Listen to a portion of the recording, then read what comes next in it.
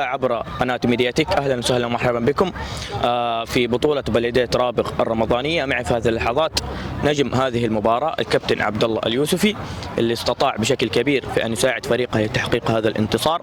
سجل هدفين وصنع هدف. أول شيء حابين نبارك لك جائزة أفضل لاعب في المباراة، نبارك لكم الانتصار في هذه المباراة. الله يبارك فيك والله يعطيك العافية، ألف مبروك لنا وهارد لك لشباب العبري. صراحة مباراة يعني ما كانت سهلة، الحمد لله رب العالمين انه اكرمنا بالفوز، يا رب لك الحمد. فريق النمور كان طرف في المباراة النهائية في الموسم الماضي، فهذا بكل تأكيد يشكل عليكم ضغط كبير في تقديم المستويات المميزة في هذه البطولة وفي هذه النسخة.